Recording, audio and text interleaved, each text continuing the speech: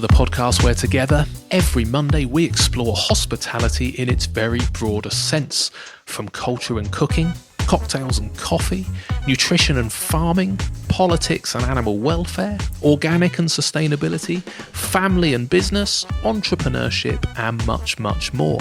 Come and learn with me, Mark Cribb, about where our food and our drink comes from, and the businesses and, more importantly, the human beings that thrive on where we decide to spend our time and our money. Sign up to our weekly newsletter at humansofhospitality.co.uk and hit subscribe on your podcast player of choice. If you think pop-up is a cheap and cheerful way of testing a business idea, then this week's guest, Matt Grech-Smith, might just challenge that notion. Matt is the co-founder of Swingers, the crazy golf club. Their pop-up covered 7,000 square feet and took the best part of £500,000 of investment. Luckily, their genius combination of crazy golf, cocktails and street food has led to two even bigger and permanent sites in the City and West End of London, and New York is next on the list. But as you'll hear, Matt and his co-founder Jeremy have had several roller coaster do or die moments. This includes a slightly anguished conference call discussing whether or not to sign a hefty lease before they'd got planning permission on an 18,000 square foot site. All this from a man who doesn't see himself as an entrepreneur, but is obviously great at grabbing opportunities, particularly in immersive, experiential hospitality. Enjoy the conversation. Matt Grech-Smith, thank you so much for sparing the time to be on the podcast. Hugely appreciated. Can you just explain, please, to people listening, where on planet Earth are we, please? We're currently sitting in one of our venues, which is called Swingers. It's a crazy golf club, and this current location we're in today is our Oxford Circus branch. So if you look out of the window, you can kind of see between the buildings, and you can see the comings and goings on Oxford Circus and Topshop and all those massive businesses, and we are tucked just behind, selling crazy golf and street food and awesome cocktails to the discerning going out public of London. Amazing. And it's quite surreal because you literally walk off what is a buzzing mental heart of London High Street with buses and taxis and all that kind of stuff, and then you come up into this completely different space. Can you just describe it a little bit? It's got a kind of nostalgic, I saw vintage moustaches on the stairs, and then I saw some funny little boats at the top. Can you just describe the space and what inspired that sort of nostalgic approach, I suppose? Yeah, so I should probably start from our first venue. So both of our venues have a 1920s theme, but our first location, which is in the City of London, that's based on an English country golf club. So that's in a basement, and you walk down these stairs and you walk into this big double height space. And right in front of you, we built a 2-story clubhouse, and then we have golf courses, 2 9-hole crazy golf courses running around the clubhouse. And there's trees and plants, and there's a street food area. So it's this kind of very, very surprising space. You walk into the venue and you're not expecting to find it, especially when you're walking around right by the Gherkin, and you don't know quite how to interact with it. And this was our second location, and we just wanted to make things a little bit different, and we really like the 1920s stylings and references to yesteryear, because golf has lots of heritage, which is nice to draw on. But here we decided to use a bit more of a seaside theme and take crazy golf back to its sort of seaside route. So the building we're in is actually the old BHS flagship store, and that closed down probably about 4 years ago, I think. And the site was empty for a while before getting slightly carved up. So people always think of it as it was a much bigger building than it is, but it's only on 2 stories, and we took half of the first floor. So there's a retailer now on the ground floor. We've taken half of the first floor, and yeah, you come up the side street on John Prince's Street, walk through this doorway, find your way up the stairs, and then as you walk into this space, this kind of seaside theme is in front of you, and we've got a bandstand bar. All our street food vendors are in beach huts. The courses are inspired by kind of fairgrounds and the seaside. And yeah, it's lots of touch points with 1920s, the English Riviera. Not too cheesy, but enough references that we can have some fun. Yeah, it's awesome. I'm from the seaside, so I'm laughing because I'm from Bournemouth, and literally we've just built a new Crazy Golf down by the seafront, and we are fulfilling lots of those little cliches. So it's true, and we've got beach huts. You should come down. You'd feel right at home. You didn't just set it up that way for me to come in today. Then I thought, wow, it's a little mini Bournemouth. And even though it's a Friday lunchtime today, I open the doors and you get hit by this noise and this kind of energy of the place. It's absolutely buzzing down there, isn't it? That's normal any day of the week. Yeah, it's amazing. I mean, we're open 7 days a week, and our first site, as I said, was in the city, and people said to us when we opened, yeah, you'll be really busy Monday to Friday, but you won't do anything on weekends. We thought, well, this is the only site we could find, and it was right, and it was, we'd done some due diligence, and what transpired was we're quite a destination venue.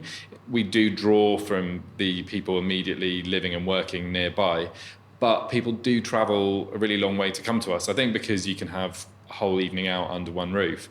So in the city, having been told we wouldn't trade on Saturday or Sunday, actually Saturday's our busiest day of the week. And yeah, the city is really quiet, but you're only 5-10 minutes walk from Shoreditch, so it's not too much of a stretch for people to get there.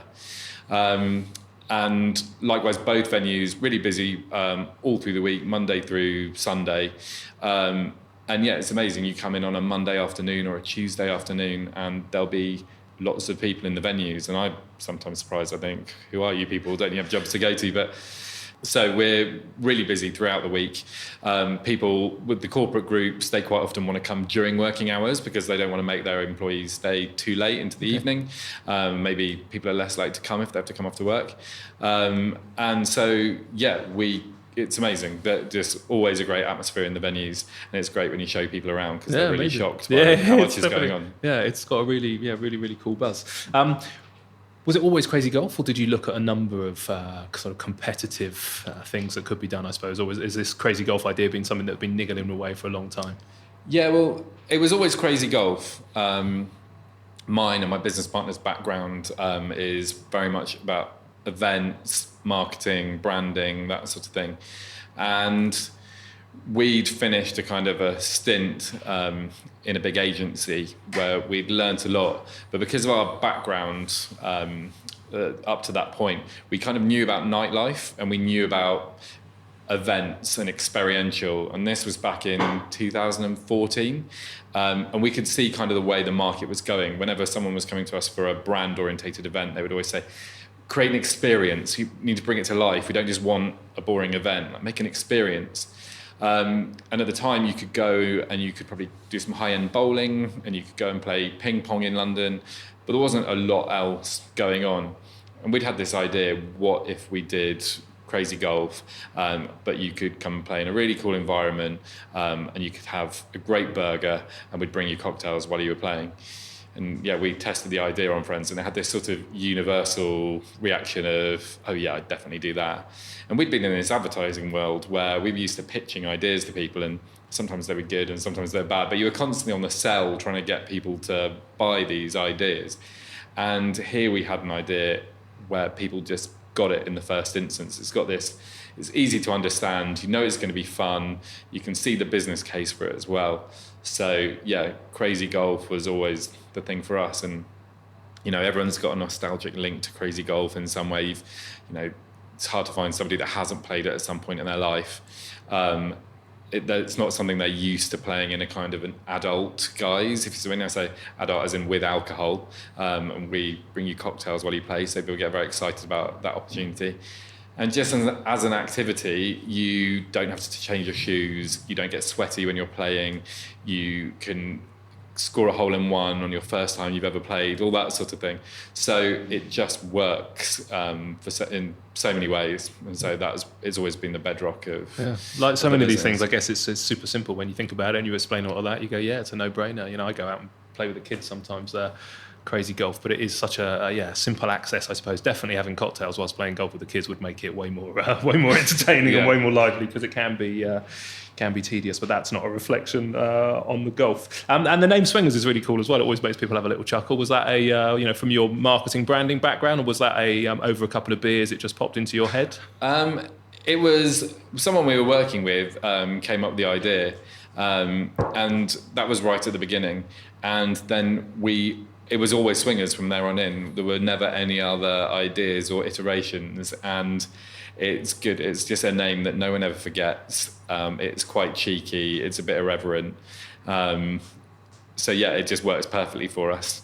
We have a kind of a internal branding document that we use where it's so easy when you're called swingers to then start going off making lots of other innuendos, and you could very easily end up making jokes about balls and all these sorts of, it could all get a bit carry on. So we have this internal branding document that says we've already made the joke. Okay. It's a pun on wife swapping and swinging a golf club. Yeah. We've made the joke, so don't keep making it, because otherwise it's going to be way too smutty. Yeah, could become a little bit a little bit seedy. And then you've put that under the umbrella of the Institute of Competitive Socialising, which is also makes you sound exceptionally grown up, but also a great idea. So where did that come from, and is that because have you got other ideas around competitive socializing, I guess? Yeah, I think it's just a very nice creative name that kind of conjures up all sorts of things, but it gives you a sort of a heritage and a bit of mystery, and at times in just the Swingers Creative we've kind of played on that.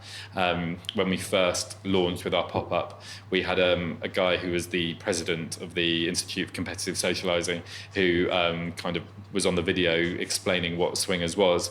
So it's this nice, rich, creative territory to play in. But also, it gives us quite a lot of freedom, or the opportunity at least, to do other things. And we do have a couple of other concepts up our sleeve that we're developing and will roll out at the right time. And so, as an umbrella brand, it works really nicely for us.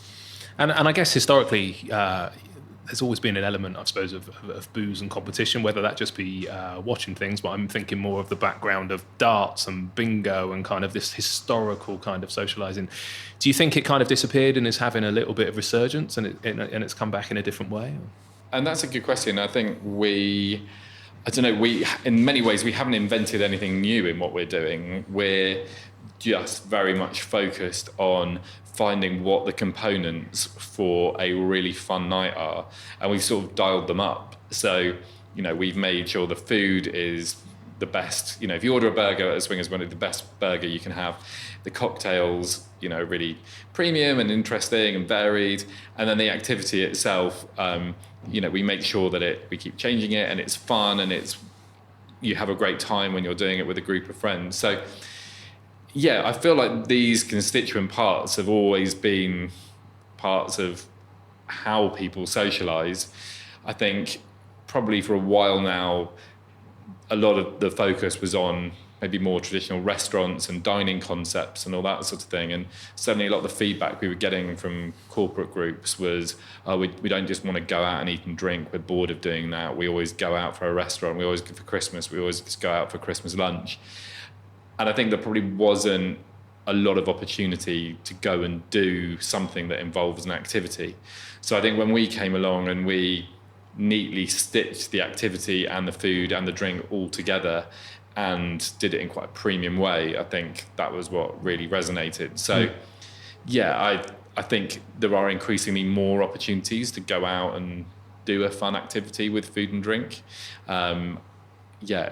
They probably haven't all been put together in this way before. And it's genius stitching it together that way, I think, where you're not having to control all elements. I interviewed JD from Street Feast, who also I thought, hats off to him, that he retains the kind of bar elements and the drink elements of the business, but brings in these amazing street food artists and or professionals. And as a restaurateur, imagine managing a brigade of chefs myself, the amount of work and intensity that goes into the food offering is huge. So I think if you can get somebody in to partner, you get the best of a few worlds, I suppose. You get people who really care about their particular product and their particular niche, and you remove the headache. Was that always part of the initial plan as well? And was there anything in your experience of your initial business, I guess, where you were organising events, where you knew how to outsource certain key elements, I suppose? Yeah, I mean, it was interesting having the events and then the advertising background, but always being around the kind of bar sort of nightlife space. Having this idea when we did, it kind of, it was like our experience led to this point in many ways. We, when we needed to talk to alcohol brands, we had been working with alcohol brands and we knew who to call. And likewise with various suppliers, and just from approaching the pop-up, which was the starting point, we approached it like one of the events we were used to running. So our experience definitely dovetailed and led us to this point. And I think we got to that point and we're very clear in a lot of ways about what we do know and also what we didn't know. And we were very clear that we weren't operators, that we needed to bring people into the business that could help us to run the bar side of things, but also the food. And we're not restaurateurs. We wanted to have really great food. And we felt that, traditionally when you go to a leisure concept, you really had to compromise on the food. It would be part of the in-house kind of offer. And it would be an afterthought and somewhat disappointing, a bit of a bolt on to everything else that was going on. We didn't want that to be the case. We wanted to elevate it. And that's why we worked with food partners and brought them in. Because, we work with, for instance, Patty and Bun across both of our sites. And so, like I said before, we want when somebody eats a burger, not for it just to be a good burger, we want it to be a great burger. And that's what happens here. People talk about it in their reviews when they write on TripAdvisor or Google about the experience they've had. In it, they'll say, I had one of the best burgers I've ever had. And we just don't have the time, the energy, the experience, the resource to be focused on not only delivering a restaurant offer, but also making it best in class, if you see what I mean. So actually, this relationship with the food vendors works really well because we get to leverage their brands. People get really excited that they can come into the venue and under one roof, they'll get here, made of dough pizza, patty and bun, Bredo's tacos, and Hackney gelato. So they'll, have different things or maybe something from all of them. And so that combined offer and the quality of the food, it's been a complete no-brainer for us. And not having to worry about staffing and wastage and margins on the food and all those sorts of things. We're in a really lucky position that we don't have to worry about that. Yeah, and it's a great idea because you're right. If I'm thinking about when I've been temping bowling and stuff like that, and the food is just dire. It's always just such a poor bolt on, and clearly, they know how to set up a bowling alley, but just not even any interest, I don't think, in the food and kids' parties and stuff like that. Just utter garbage. I think it's an exciting time to be in food because I think we went through this amazing, we had a terrible reputation for food 20 years ago in the UK. Now we've got a great reputation and we've got great kind of restaurants, but they became expensive and rents and rates. And now we've got this kind of ripple down into the street food scene and to people specialising in one little niche. But to bring that into the market of competing, we get asked for Christmas parties in the restaurants now. That's what we're focused on in my venues. And definitely people don't just want to sit down and have a kind of 3-course meal. It's got to be about, can we do even whether it's a quiz night or, kind of live band or whatever it needs to be. It needs to be something, but it's difficult in a restaurant to come up with something particularly original. So having a purpose-built facility is phenomenal. So, I mean, consumers are definitely getting quite sophisticated. There's a lot of choice out there and consumers know what they want. And so we're lucky that, for instance, when we come to put together our Christmas offer, we try to get as creative as possible. Obviously, having the food vendors who are providing some of our Christmas dishes, that makes our life a lot easier. So we go to Hackney Gelato and we say, can we have a Christmas ice cream? And they've done this year, it's rum and raisin and fruit infused, and it comes with a shortbread crumble over the top. So it's like a mince pie ice cream, basically. And things like that help us to have a really interesting Christmas offer. When you're competing with people who are maybe doing the more traditional turkey and Brussels sprout lunch, and then we're offering crazy golf with some really interesting but festive street food. It's a nice position to be in, and we've got lots of levers we can pull to try and make it really appealing. Yeah, amazing. So you've achieved a phenomenal amount at a young age, and we'll come into a little bit about kind of what's coming next and the level of investment you've had, because this isn't by no means a little business, is it? This is huge, and you've got some interesting opportunities. And this journey began with your partnership, your co-founders, Jeremy, I think. Is it Jeremy Simmons? Right. How did you two meet originally? So I was at university in Manchester and Jeremy was at university in Leeds, and I'd got into some club promotions, not because I had a particularly massive interest in music and kind of getting the masses involved in music, but I think it was just because I've got a bit of a tendency towards organisation, and a friend of mine, Josh, was running some club nights and he got me involved in it. And I don't know, it just kind of took off really. And we did an event for Tiger in Manchester. And this was in it must be about 2002, 2003. So Tiger's probably, I mean, I'm not sure if there are any, maybe one in London now. There was one, yeah, so most of them have disappeared now and been subsumed. But back then it was this really cool brand where they had these venues that were massive, sort of 2, 3, 4,000, 20, 30, 40,000 square feet, split into lots of rooms, and they were for over 21s. And they were seen as the kind of height of sort of sophistication in the cities they were in.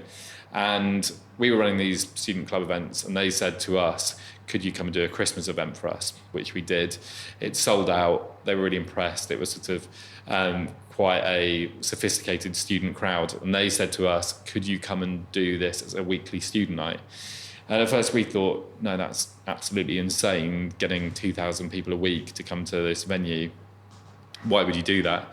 But I don't know, maybe it was being a little bit entrepreneurial and up for a challenge. We said, okay, we'll give it a go. Launched this student night, and it went amazingly. And we, lo and behold, did between 1,500 and 2,000 people a week coming to this student night. So Tiger very quickly said to us, we want you to expand to other cities, and Leeds was number 2 on the list. And I needed to kind of find somebody who could help grow this business. So I was introduced to Jeremy, who was doing some club nights of his own over there. And he started running the events there. And between us, we grew and grew this business. And it sort of saw us past the end of university. And we came to London, we set up a small office. And I think at that point we were running about 25 events a week around the country, from sort of Aberdeen in the north to Portsmouth and Bournemouth in the south. And getting in the region of 25,000 students a week coming to our events, paying in the region of £5 to £6 to get in, and putting on DJs and all that sort of thing. And as a result of that, brands started to take a bit of an interest in us because of the way we were marketing to the youth crowds. It was seen as a bit of a dark art. Brands wanted to reach young people and didn't really know how to do it. And we had these teams in every city of brand ambassadors, if you like, who were talking to their peers. And so we started to do more brand events and brand marketing campaigns, helping those brands to reach the youth market. And eventually we came to the attention of some marketing agencies. We ended up getting bought by a big communications group in London called Chime, who owned a whole load of different PR agencies and advertising agencies. And we got put into this advertising agency, big London top 5 agency called VCCP, who are famous for doing all the O2 campaigns. They do the Meerkat for Compare the Market, lots of kind of cool stuff like that. So yeah, we'd gone from basically being student promoters to growing this quite big business, which continued, but also suddenly ending up in a massive London ad agency, keeping going with all of the businesses they just acquired. But then they also said to us, well, you can run events for our clients as well, because brand events and experiential was just becoming a bit more of a thing then. Yeah, that's amazing. That's pretty good. Pretty good uni journey. Not everybody comes out of uni with a business like that. What was the total time frame then from setting it up until selling it? So I was at university from about 2000 to 2004, and the events got going probably about 2003, 4, and I think we sold it in about 2011, 12. Oh, amazing. Good length of time. So, and then do you and Jeremy bring something different into the business then? Because presumably you ended up working with people all over the country, but it's only you and Jeremy that stuck together and continued the business. You're a good it's weird. Partnership. Yeah, we've got a great working relationship. We've been working together for, must be getting on for 20 years now. And yeah, we spent a lot of time together. When we were in the kind of rough hill days, our first business was called, we kind of didn't really analyse our different areas of expertise. And so we both kind of were, I guess, account managers in some ways, where we both just looked after different kind of leisure clients in different parts of the country and ran it like that. And it's been interesting subsequently as we've gone into swingers, because we've much more delineated what we do and really played up to our strengths. So Jeremy's more on the commercial side of things. He looks after property and finance and legal. He's always finding new locations. He supervises the builds of those new locations, works with the contractors to deliver them on time, on budget.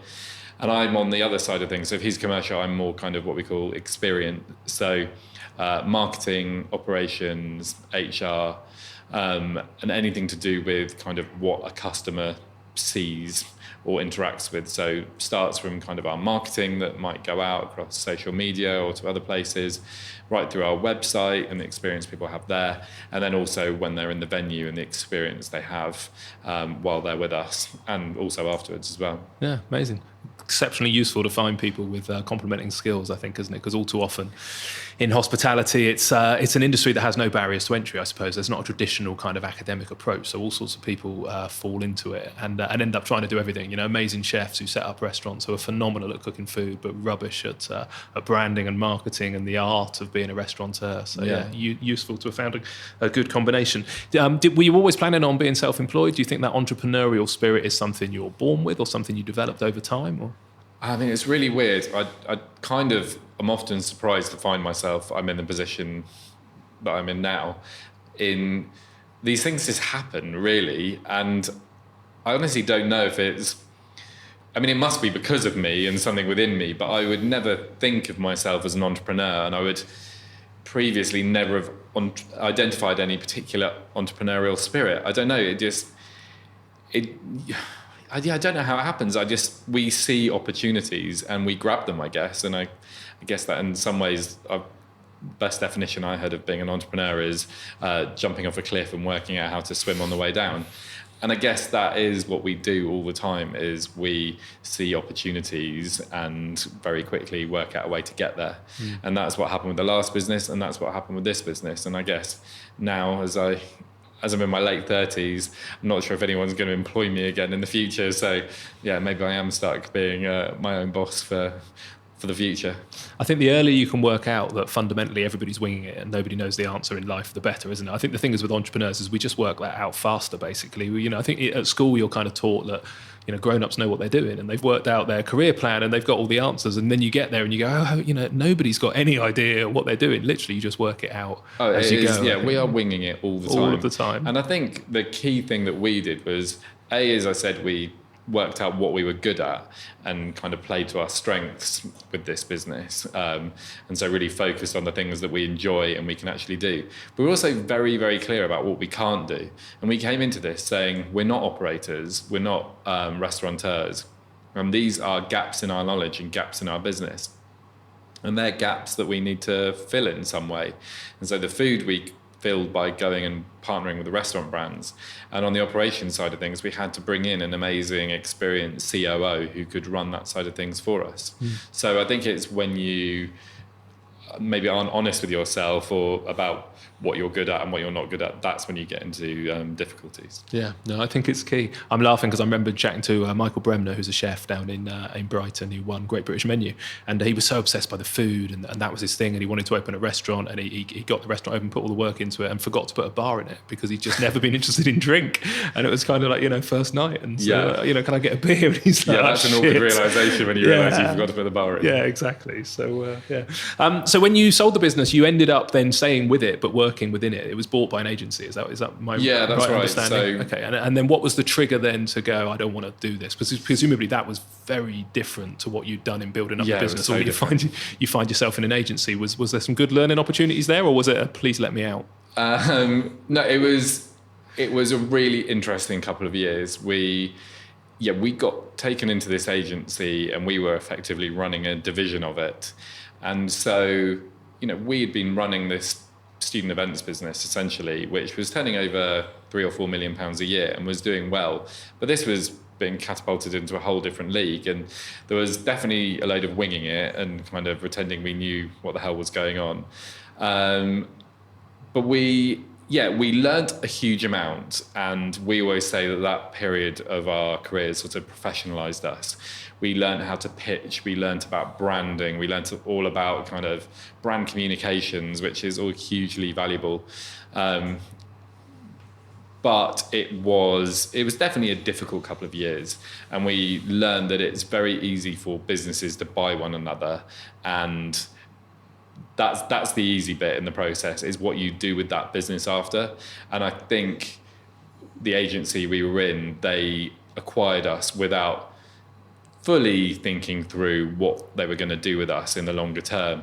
And so we did end up sort of slightly floating with no particularly clear brief. So, do you know what? I wouldn't change it for the world. We had best part of 3 years there. Like I say, we learned a huge amount, got exposed to all sorts of learning experiences that were completely invaluable. But by the time those 3 years were up, we were done. We knew we wanted to get back to being entrepreneurial and not necessarily reporting up in quite the same way. And also, I just think when you're in advertising, you're selling a service and you're selling time charged by the hour, essentially. And we just wanted to get back to having a product that's much more easily controlled and defined and perfected. So you were contractually obliged to stay for the 3 year period? Yeah, we had an earn out, which we wanted to stay for. And then whilst you were still doing that, is that when this idea of what was going to come next was coming? And then was there a trigger where, swingers was the concept? And if so, what was it? Yeah, it was, like I said, we had this amazing bird's eye view of nightlife and the experience sort of economy as it was then.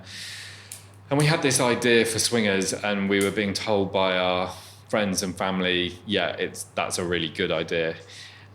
We were desperate to move on to the next thing, be entrepreneurial again. So as we finished at VCP, we decided to do the pop-up, and really as a kind of a side project. At this point, we weren't thinking swingers is going to be our career for the next however many years. We just thought, this is a really nice idea, let's try this pop-up.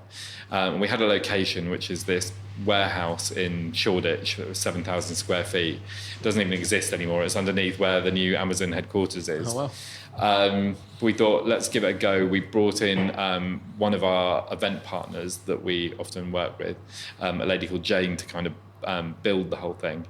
And we planned for the pop-up to only work 3 days a week, essentially. It would trade on Friday, Saturday and Sunday, and the rest of the week it would be closed. And we raised the money between friends and family. I've got to ask you there, because when you say pop-up and you raise the money, how much was it? It was the best part of £500,000. That's not your average pop-up, is it? I remember reading the words pop-up and that level of investment in the same sentence and thought, have they kept a couple of extra O's on there or something? So that's a decent chunk of cash to invest in a concept, isn't it? Yeah, I guess it was essentially an event build across 7,000 square feet that had to last for a period of months.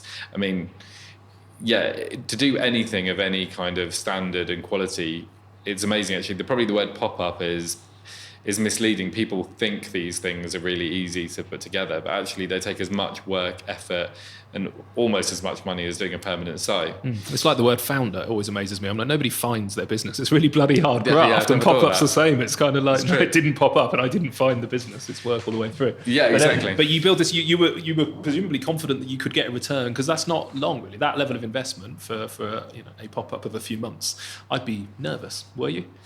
Yeah, completely. We had, although we'd been in the world of licensed venues and entertainment, we'd always said for years and years, we're never going to own our own venues. We love the fact that as promoters, you could go in, you could promote events, create this whole experience, but then you got to walk away from it and you weren't left with all the overheads. And suddenly here we were about to open our first kind of location, albeit not on a permanent basis. But I don't know what gave us the confidence to do it. I think we had enough of an infrastructure of suppliers and contacts and other people who were doing similar things. And I guess there was an element we thought, we haven't got anything to lose at this point. We'd had a really nice ride with our previous business and we were looking to do something afresh. So yeah, we did it. And I mean, what was the bizarre thing about it to start with was all our planning was, what if nobody knows about this pop-up? And actually all our problems came from the opposite extreme, that too many people knew about it. So we launched with a website called The Nudge, who, I don't know if you've heard of them, but they're London's kind of editorial listing site, but with a very engaged user base. And at the time, I think they had about 15,000 members, but those members relied on them to find out what the newest, coolest things were. And we launched with them. We did the opportunity to buy tickets went to Nudge members first. And I remember talking to the guy that runs the Nudge the day before the email went out, and him saying, do you have enough bandwidth on your website? Just because, people do get excited when we announce things, and I don't want your website to crash. And I was thinking, all right, let's not get too excited here. It's going to be fine.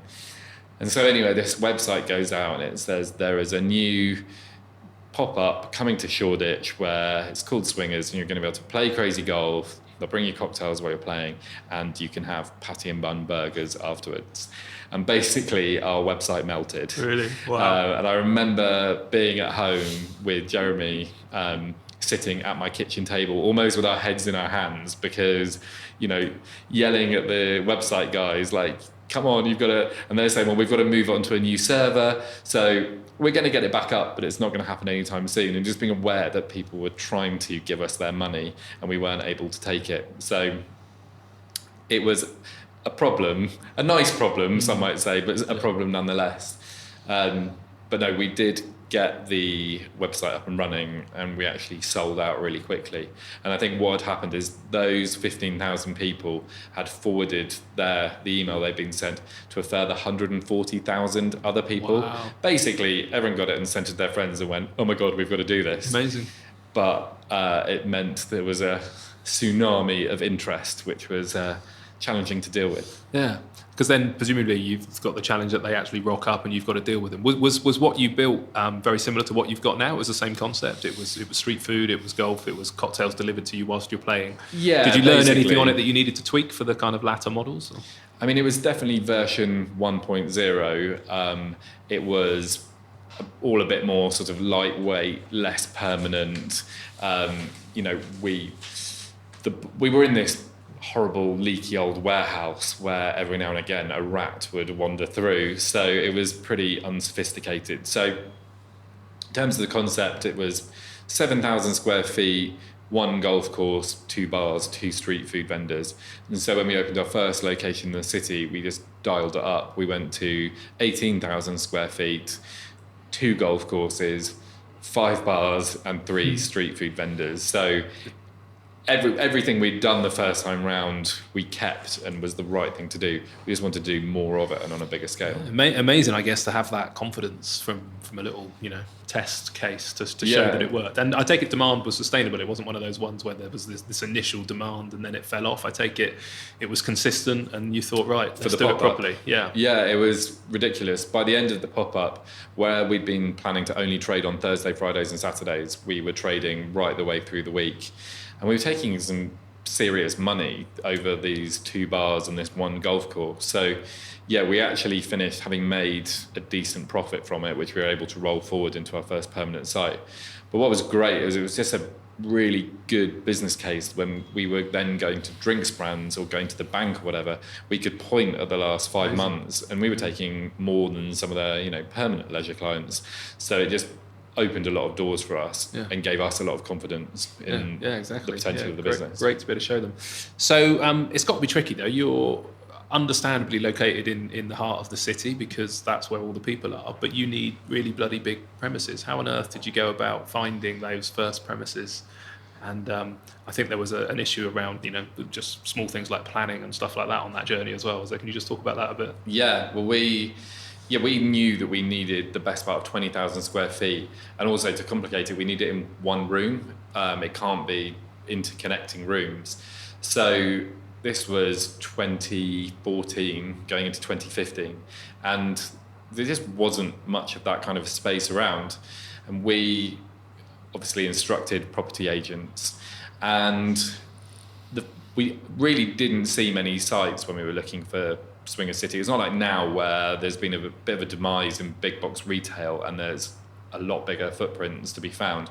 Back then there was next to nothing, and so actually the Swinger City location is the first site that we saw, and it's this office building that faces the Gherkin, and it's the basement of it, and they'd been using it previously as kind of storage space, archiving space for the offices above, and they'd kind of divided it into their own makeshift version of a big yellow or something like that, and they'd suddenly realised the kind of commercial potential of this space and were putting it on the open market. But it was complex because, clearly no one had done anything in it before. It didn't have, I think it had electricity, but it didn't have gas or water, had no planning permission, and also it was made up of 2 leases that kind of needed to be combined. So, there was so much wrong with it. And also I think it was in the city, and you forget how quickly things change in London, but there weren't a huge amount of leisure businesses in the city at that point. Now you've got the Ned and all these sorts of things. But the city wasn't seen in that way back then. But we decided to take a punt on it. Other people looked at it and thought, no, this is way too complicated. But we were coming from a pop-up. We didn't have much of a trading history behind us. We didn't have much in the way of guarantors. And so, to be frank, we didn't have many other options. And so Jeremy, who's more on the property side of things, he was like an Exocet missile. He chased down these planning permissions and these revised leases and utility companies. And I think we started looking in probably about February 2015, and we eventually got on site towards the end of 2015. These things always take so much longer than you think they're going to take. But builders went on site towards the end of the year, and we opened in May 2016. Nice. And you pretty much said yes first and then sorted out all the issues afterwards, is that right? You couldn't have that luxury of going and getting planning and then going, oh yeah, fine, now we'll take it. Yeah, there was a moment when basically we'd got an incredible deal on the lease, and the person that owned the lease before us had another option waiting in the wings. And yeah, at that point we didn't have full funding and we didn't have planning permission, but we basically went ahead and signed the lease. And I can remember a kind of a slightly anguished conference call where, again, I was at my kitchen table and I was talking to various other people in different places, and we were just sort of weighing up the position we were in. And given that there were so few spaces around at that time, we thought, if we don't do this, we don't know when we're going to find another location, when one's going to come up, and we might have lost this opportunity altogether. So we signed the lease, and I would never espouse that as something that you should do. I think always do your due diligence before you sign a hefty lease, but occasionally in a business journey there is a moment where it's a bit do or die, and we just had to do. And we did. Yeah, I think that's the other thing. We talked about the everyone's winging it part of being an entrepreneur, but the other thing I think is even in the official definition is risk fundamentally. I think, isn't it? You've got to weigh up the whisk, that's in the kitchen, the risk, and make the decision. When we opened our restaurant on the seafront that we've got, I had a 4-page letter from my solicitor telling me not to do it because the lease wasn't ready and it was a council property and stuff. And I was like, look, if we don't build now, we'll miss the season. We either do it now or we don't do it for another year. And if we don't do it for another year, exactly that, somebody else will take the property and it will be gone. So, and I think the difference is when you're in a position like that, it doesn't actually feel like risk because you've got a full overview of everything that's going on and you've assimilated all of the information. And so in your case, it was a greater risk missing the season. So yeah, for an outsider looking in, or if I was describing what I'd done to my parents or something, they would say, what are you doing? Have you gone mad? Yeah. But actually, you have processed the information and you've weighed it up and you've decided that in the balance of things, it's going to be okay and this is the thing you should do. And yeah, maybe you've got a slightly greater appetite for that risk than someone else. But I do think it comes from a place of reason and logic. Oh yeah, I don't think it's flippancy. I don't think we do it without that. Normally it's the investors that have more reluctance, I suppose, with risk, and the entrepreneurial front runner needs to do it. How much money had you raised at this point to be invested, and did you just not tell them that was the journey you were on, or was it always fairly open and they were in it with you? I think at the point we signed the lease, we had come out of the pop-up and we'd made our money back, and we had a nice chunk of cash that we were rolling forward into the first site. And so at that point we were signing the lease, and we think if we don't get all the permissions and what have you, then we'll lose that money we have today, which is our initial stakes plus our share of the profit. And I think it was split amongst enough people that there was no one person bearing the lion's share of it. It would have been painful not to get that money back, but I think everyone could see the opportunity, and people were more up for seeing where it could go than worrying about their money. But that could have easily been a very different picture if it had been one investor who had more on the line. Then they probably would have told us to get a grip. That's often the case. We had one recently where we'd already agreed investment. It was less. It was about $250,000 from one investor, and we went into a meeting with licensing about getting an alcohol license, which I'd got alcohol licenses for numerous premises in the past, just didn't even cross our minds that it would be an issue. And we sat down with them and found out we were in a cumulative impact zone, and fundamentally there was no chance of us getting a license. And I was reasonably relaxed because I took no chances being, there's clearly we're going to need to put some work into this rather than actually no chance. But the investor who was with me was kind of like, we're going to need to pull out and having a little panic. And I was like, no, it's a process. We'll get a license, and then it becomes just start the journey. Luckily we did, and you phone the police and you find out who are all the objectors and why are they objecting and all that kind of stuff. Well, I think, and often an investor is someone maybe from a finance background, and they're used to seeing things in a black and white way, and we like to see shades of grey. 100%. Life's a rainbow, without a doubt, and it's in that little, it's in the gaps where the opportunities are. And then you open, or I said you open, you obviously get that one open. Clearly it's successful because you decide to do it again, and you've come the other side of town. What was this building? I think you said it was BHS, was it? Yeah. And was that, again, I'm guessing challenging because you were moving into what was predominantly known as a retail space, and you want to put in people kind of, drinking beer and all that kind of stuff. Were there objections, or was that easy? Yeah, Westminster was definitely difficult for other reasons. So as you said, and I said before, we're in effectively 25% of the old BHS flagship by Oxford Circus. And sadly, BHS had closed down a few years beforehand, and we got wind of this space, which is owned by the Abu Dhabi royal family, and I think we're the first to look at it. And obviously, with it being first floor space with a relatively small street frontage, there's not many businesses that want to take this kind of square footage with that smaller street frontage. But we loved it. We had been doing a roaring trade in the city, and then for us coming to the West End felt like a real kind of symmetry, kind of straddling central London, and we were completely overbooked in the city. So we knew we had this capacity, but we knew we wanted to kind of geographically move a little bit across town. So we took on this space, and it was BHS before. The space we're in was the staff canteen and the customer coffee shop. So I like to think we've made it slightly more exciting. Absolutely.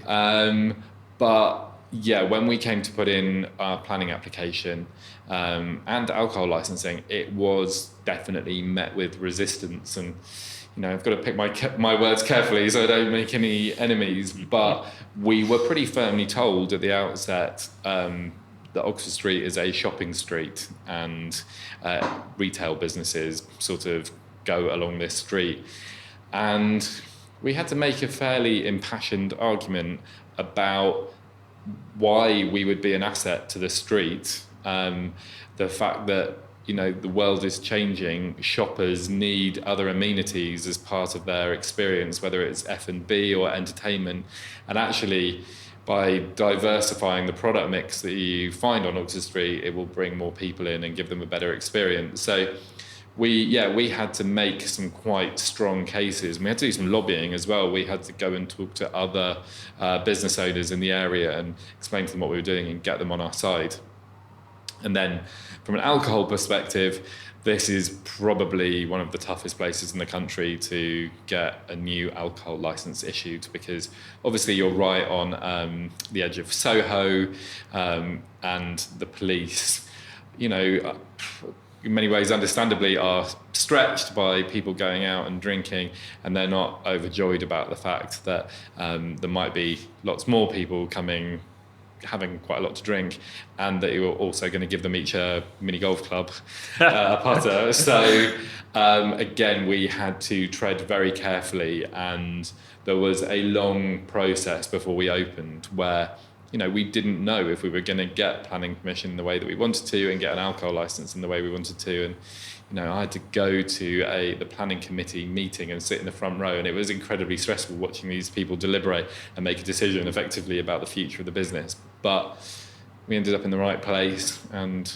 been trading very responsibly ever since. And it was worth the stress. Yeah, it's good. They can go either way. I've been in those committee meetings, and they're sometimes not run by people who particularly understand our industry, I don't think, are they? Or they just presume that everybody's an idiot and everyone just wants to get shit-faced and beat each other up, and it's just not true, is it? And particularly, I think, you know, with what you're doing, it's about the experience as well, isn't it? It's not like you're just going in there just to get hammered, are you? You're not just standing at the bar and necking Jaeger bombs or whatever. It's a completely different experience. And I think that the younger people now seem to graze more, and it's more about kind of, you know, quality than just, necking back super strong beers and stuff like that. But licensing comes from a period where they don't fully appreciate that necessarily. Yeah, I think times have changed, and you know, when you look at the consumers that we get at Swingers, you know, they're coming to play crazy golf. You can't have too much attitude. People sometimes have booked quite a long way in advance, so they're not going to ruin their experience by getting too drunk. Obviously, people do from time to time drink to excess, especially around Christmas, but it's all very carefully managed. And you know, we're not like a big nightclub that's chucking 600 people out onto the street at 2 a.m. It's a very different model. Yeah, I presume you must stagger their departure times and arrival times, I suppose, because they're booked in for a game. Yeah, it's a constant churn for us. So that's what they really hate, isn't it? Is when you shut the doors and everybody leaves at the same time. Operationally, just to dive in a little bit, so where you've got these multiple vendors, multiple street food vendors, how do you work that? Are they all sort of sharing a communal kitchen, or have you set up a number of units where they've all got their individual kind of space, and do they literally just rent a bit of space from you, or is it done on a partnership level? So in terms of the infrastructure, it's pretty well set up. There's big shared facilities in terms of a cold store and a prep kitchen, which they all share. And that works really well. And then they have their own individual kitchens, which are kind of in a line you'll see when you walk into Swingers. They're the beach huts, or in Swinger City, the I don't know what we call them there actually. They're sort of the groundskeeper huts or something like that.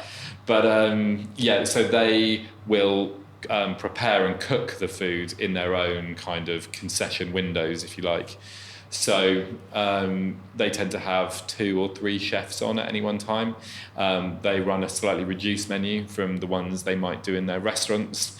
But we've got that pretty distilled down. We know what the Swingers customers are after. And we take a commission on their sales for them being here, and they pay us a few kind of basic costs in terms of cleaning and utilities and that sort of thing. But actually what it ends up being for the food vendors is a really nice kind of add-on to their business, where, you know, for very little effort really, kind of devising the menu, getting set up, and sending a few chefs down, they actually get to bolt on a really nice kind of bit of revenue for their business, and it works really well. And are you curating that by approaching certain people? Because I guess chatting to JD again in Street Feast is almost an incubator for kind of ideas in food. It gives them an opportunity to come in and try their concept. Some of them end up opening restaurants or opening other venues. So in one way you have the opportunity to, I would imagine, be flexible and try new concepts, but on the flip side, like you say, you know what people want, and there's a certain amount of curation, I guess. So do you change the offering regularly, and how does that work if you want to change it? Do people approach you, or do you approach them? Yeah, I mean, we do really have to curate it, because the key thing is you want each of the 3 food vendors to do a really good trade, and so you can't afford for one to do better than the others, or 2 to do better than one, because sooner or later you have a food vendor coming to you saying they're not very happy and they want to leave. So we've reached quite an interesting point now where we have Patty and Bun doing the burgers in both sites, We have pizza in both locations done by different operators, and we also have Breddo's Tacos. And that kind of burger, pizza, taco mix ticks quite a lot of boxes in terms of the burgers are very indulgent and always incredibly popular. Pizzas are great for sharing, and perhaps if you're a less adventurous eater, then you might kind of veer towards the pizza. Not saying that pizza is for people with less adventurous taste, just provides an option. And then the tacos give you that kind of colour, a bit more freshness. They're great for some of the dietary options, like if you're gluten-free, then a lot of the taco options are gluten-free. So that's a really nice mix. We do swap the food vendors from time to time. We tend to go to people. We generally have an eye out on who's doing interesting things and we'll approach them. We tend to talk to what we call up-and-coming restaurateurs, but where they've got maybe one or two of their own bricks and mortar stores, just because although the units are relatively small here, they'll do quite a high volume, and so we want people that just won't be fazed by, getting slammed by maybe 400 or 500 orders on a really busy Saturday night. And it's been a real learning process. When we started out in the city, we had hoppers from Soho come in for a while, and they specialise in Sri Lankan food, and they just got a Michelin Bib Gourmand, so we were really excited about having them in. And it just transpired through absolutely no fault of their own that people weren't wanting to eat very heavily spiced food when they come to Swingers. They were on dates quite a lot, or they were on corporate outings, and they were not looking for those very spiced flavours. And so as a result, we worked with the company behind Hoppers, JKS, who also own Bubble Dogs, and they swapped them out and put Bubble Dogs and their hot dogs in for a while. So you're always kind of learning about what consumers want, and you're trying to give them something really tasty and really interesting, but also a crowd pleaser as well. We're in a nice spot at the moment with our current mix, but it's nice to know we can change it. Yeah, I think it's so important because in the last few months we've seen the demise of Jamie Oliver's, and you're seeing the contraction of Byron Burgers, Coluccio's, Patisserie Valerie, all these different companies, I suppose, where they grow to a certain point and then the consumer moves on and the consumer wants to try something else. And I think the Instagram generation of kind of wanting the next thing, I guess that gives you a bit of confidence in the longevity of what you're doing, because it gives you you can be much more agile and can keep up with consumer trends, I guess. Yeah, I mean, longevity is something that we get asked about a lot, because people say, oh, you're hot right now and you're this crazy golf trend, and is it going to last? And the food certainly helps us to argue for the longevity, the fact that we can keep it fresh and we can change it. But also we point to the activity where we say, crazy golf isn't some newly arrived activity that no one's ever played before. It's actually been around for a really long time. We have bars which do a great drinks program. We have great service. We have an immersive environment, and we fundamentally give people a lot of fun and a really memorable night out. And as long as we keep doing that, then people will keep coming to us. That's definitely something we're used to being asked about. And you don't have to play golf. You can just come in and have some food or drink, can you? Or do you have to have a round of golf as well? No, you can walk in. And actually it's interesting because we've got our locations in the city and in the West End. And immediately around us, there isn't actually loads of places where you can walk in and just grab a drink and find somewhere to sit down. We tend to find in the West End, you're immediately surrounded either by pubs or high-end hotel bars. So we actually sit in quite a nice spot in the middle. And in the city, there's a lot of wine bars around us, and maybe not as many options doing cocktails and that sort of thing. So yeah, we do draw in a really good local crowd who will come in, have some drinks, maybe grab themselves a burger or something if they're feeling hungry, and then before you know it, they might go and check if there's any golf slots available. Yeah, a bit like a pool table, I suppose. You come in to eat and drink something, then go, oh, sorry, I might as well... yeah, exactly. Might as well have a game of incremental pool. spend. Yeah. So is there opportunity to do a lot more of these in the UK, do you think? Is this, have you got particular places that you think it would work and wouldn't work? I suppose there must be a certain number of people you need to justify it. So are you looking at the UK market?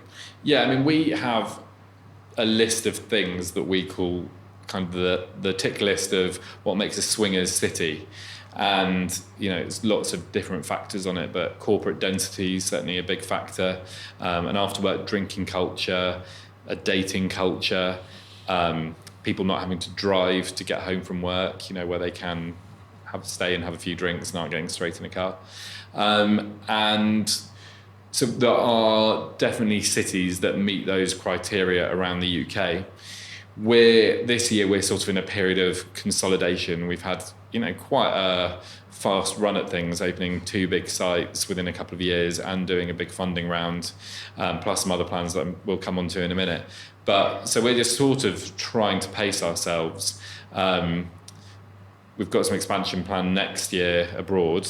Beyond that, though, our focus will turn back to the UK. I think we're very aware that we've got 2 really big locations in London, like I said, sort of straddling central London. And so I think for London, we don't want to rush and chuck anything else out there just yet. I mean, we're always looking at locations and options, but, we're in a really good position and we don't want to rock the boat too much. And likewise, for cities outside of London, I think it's just about picking the right time, and we're really aware that you can't just be a brand from London and rock up in Manchester, for example, and expect it to work. Mancunians are rightly cynical about people coming and telling them how to go out, and so we're aware that it will require a lot of time, energy, and resource when we do it, and so we want to get it right when we do it, and then it's just a case of slotting it into the timeline. We've got limited resource, so it's a case of just putting it in at the right moment, but we definitely plan to do that. Okay. Well, then that leads nicely onto then, so you've set 2 up in the United Kingdom. You've got a big old country out there where you could go, but the next one is New York. Am I right in saying, is that due next year? And how did that come about? Why was New York number 3? Well, you mentalist. Make life hard for yourself.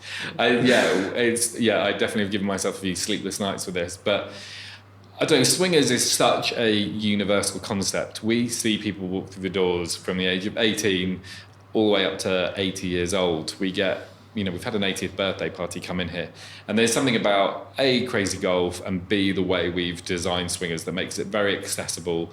It's a little bit cool, but it's not too cool. And that universal appeal, we really think is going to work well in other markets outside the UK.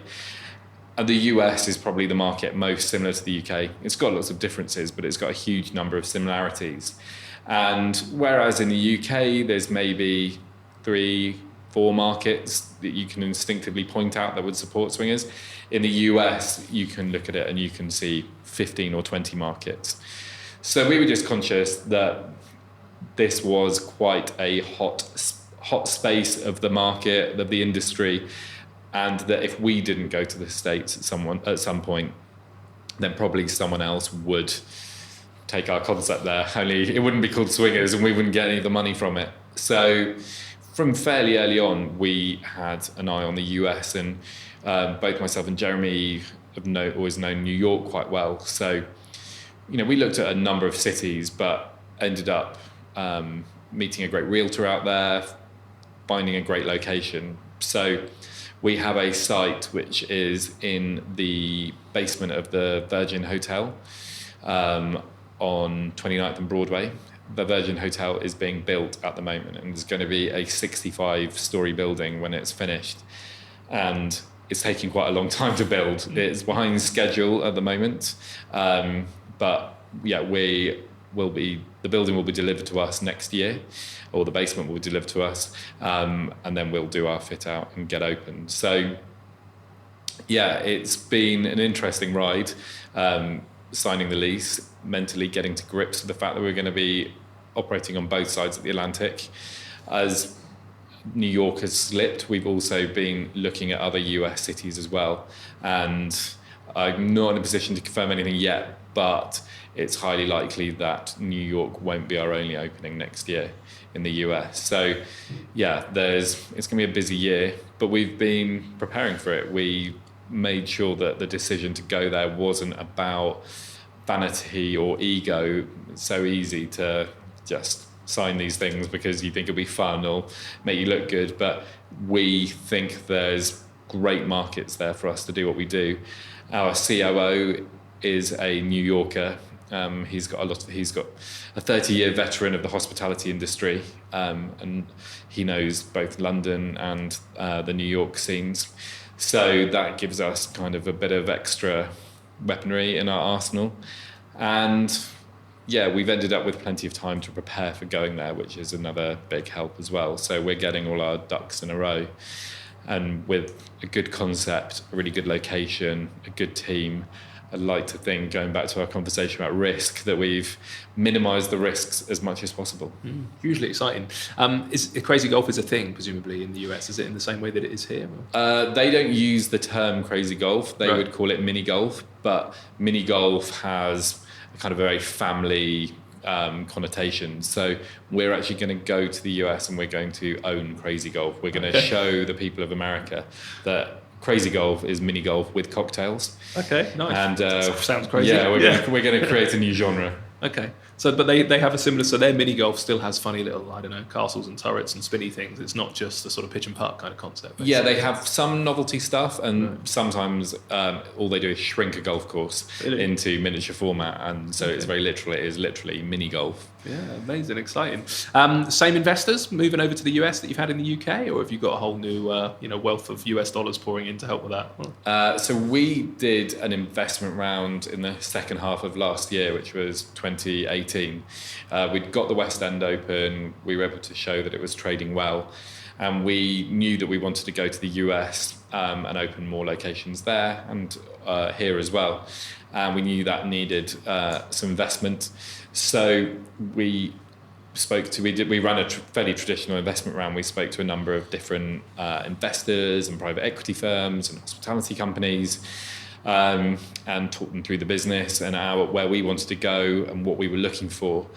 And I had really randomly been introduced to a US investor. I'd been in New York and I'd gone to a meeting with a potential food partner. And it's so weird how, I don't know, serendipity works out, but I, for some reason, got the meeting time wrong and ended up getting there quite late. And the person I'd been meeting, I think it was the COO, and he'd ended up saying to his other senior management team colleagues, "Oh, I'm meeting this guy, he's late, he runs a Crazy Golf business in the UK." And their curiosity piqued, they all came to the meeting. So I ended up having to do this kind of impromptu pitch to them. But in the process, they said, "Oh, this business is really interesting. You should talk to our main investor. This is exactly the sort of thing that he would love." And you kind of, when people say those sorts of things, you think, "Oh yeah, whatever, like, probably won't come to anything." But lo and behold, an email arrived a week or so later setting up this call. And about an hour and a half before I was due on the call, I started doing my research and suddenly realised that this guy that I was talking to was a massive deal in the US. There's a guy called Todd Bowley who owns a business called Eldridge, and that has lots of different verticals across publishing, where they own Billboard and the Hollywood Reporter, hospitality, media, publishing, all sorts of things. He also owns a stake in the LA Dodgers, the baseball team, which is quite cool. And through their UK subsidiary, which is called Kane International, we got talking. And at the end of the whole process, they were the ones left standing that they wanted to work with us, we wanted to work with them. And they could kind of support our vision of going to the US. And I think, what we were doing was, it was quite a ballsy ask going to investors, because we had these two locations in London and they were doing really well. And if we'd been going to investors saying we're going to open in Manchester and Edinburgh next, then it would have been a really, really easy conversation, because people go, "Okay, great, you've got proof of concept and we can see exactly how this is going to work." But we were saying, we want to go to the US next. We're not proven in the US. Oh, and by the way, going to New York is really expensive. So we needed a certain type of visionary to give us their money. And through Kane International and Todd Bowley, we met a really good match. And so that deal was finalised in November of last year. So we've been with them for coming up to a year now, and it's been a great partnership. And they're really supportive. They keep pushing us to sign more sites and to expand more. So they're a great partner to have, and they've got lots of expertise to help us along the way. Amazing. That's really exciting. So apart from money, obviously we touched on the hassle, I suppose, factor of licensing and all that kind of stuff. Is there anything, and we've done well getting an hour without mentioning the Brexit world, but I'm also conscious that government can do a lot to help industry often, I suppose. So is there anything that you think the public sector, the government could be doing to make your life easier at the moment, either operating in the UK and the impacts of Brexit, or if not, that sort of transatlantic business, if we're going to come out of Europe and start maybe looking more towards the US? You've got some experience in that. Any thoughts around the political situation? I mean, that is a massive question. I mean, I think, first of all, there's the perception of the nighttime industry and the hospitality industry. And I know it's one of Jonathan Downey's big He's a great ranter on this subject. Yeah. And he can talk much more eloquently about it than I can. But certainly this space is not recognised for the number of people it employs and the value it brings to the economy. So, the government could certainly do a lot more to help position the industry. And then there are, a number of headwinds that I know businesses like ours face. So whether it's business rates, which are, in some instances, frankly, crazy when you view the rate in the context of the business that it's being applied to. Brexit is a nightmare. When the Brexit result came out, and I ran a report on the nationalities of our staff, and 55% of our staff at the time were EU nationals, not from the UK. And so there is a huge amount of uncertainty. They are sort of providing loose parameters around right to remain and all that sort of thing, but there's so many stories in the press.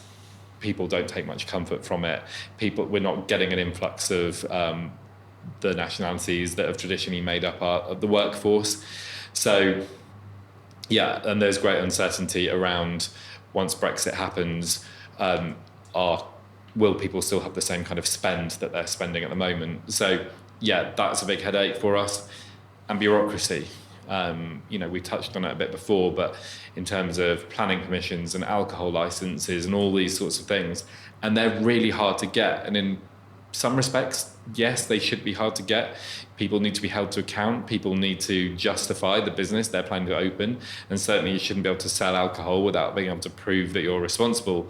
But by the same token, we are trying to start interesting businesses that employ a lot of people and provide lots of happiness to the customers that come and experience them. And sometimes it really does feel like a massive slog getting the doors open.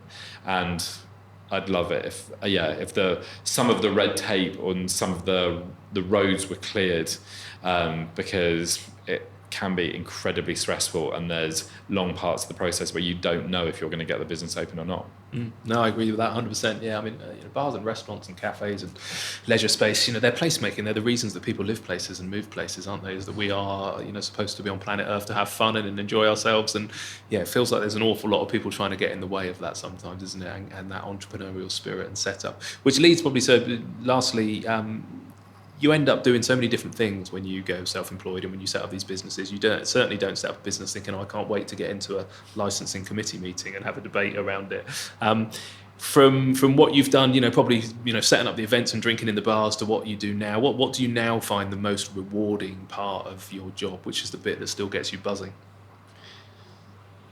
I mean, I love my job, and I do have to remind myself, running a business, being a bit entrepreneurial, it's like a roller coaster where there's real highs, and the highs are really high and the lows are really low. But I do have to remind myself, this is what I always wanted to do. In some way, I get to work in a business that's soon going to be multinational. I get to travel between London and New York. I get to work on a product and a brand that people are engaged by and excited by and interested in and want to kind of join with us on. We have a great team. We're starting to build a really great staff culture. So it's kind of, that cumulative effect. You can often be looking way ahead into the future about what you hope the business is going to be in 3, 4, 5 years. But I saw a quote on Instagram, and normally I take all quotes on Instagram with a complete pinch of salt and ignore them. But it said something along the lines of, remember when you wanted what you have now, which is, I think, a really good quote that, we've come a long way. And even talking about it with you today, you kind of realise how jam-packed the last 4 or 5 years have been. So, I love the position we're in, and doing the variety and providing amazing experiences for staff and customers. And I'm very excited to see where it's going to go next. Amazing. Yeah, well, thanks for doing it. As we were discussing before we started, one of my objectives for setting this up was, I was worried about hospitality becoming beige and the high street becoming dull and boring and formulaic. And what you're doing is definitely not dull and boring and formulaic. So well done for doing it. And I shall definitely be up and having a game. Where do people go if they want to follow your journey, just because you're crazy and you're going to continue rolling out across the globe, or if they just want to come and and have a drink and a place and a round of golf? Where's the best place for them to go? Come to our website, www.swingersldn.com. Okay, and as a particular social channel, is there anywhere where you're more prolific than you are elsewhere, Facebook or Instagram? Instagram is probably where you'll see the most of our video content, and our handle across all social platforms is @swingersldn. Perfect. Okay, I will put some notes as well, linking through to your social and your website on our website. So humansofhospitality.co.uk. People can go there as well. Good luck. I'm sure we'll be touching base again, because under your umbrella of competitive socialising, I'll be very surprised if there's not some other great concepts. So hopefully we'll have another conversation in the future. But for today, to New York, we'll have a chat there. Oh, amazing. I will. Thank you for sparing the time. Much appreciated. Thank you so much for listening to this week's podcast, and remember that on the website humansofhospitality.co.uk every week we put on some show notes and some links through to the various websites or social media that are mentioned, and we also do a nice little breakdown of that week's conversations into specific topics, so you can jump through the podcast and just listen to some of the highlights if you wish. If you've not done so already, if you could leave us a review on iTunes or one of the other podcast players of your choice, that would be hugely appreciated. Thank you so much, and we'll be out with another episode next Monday.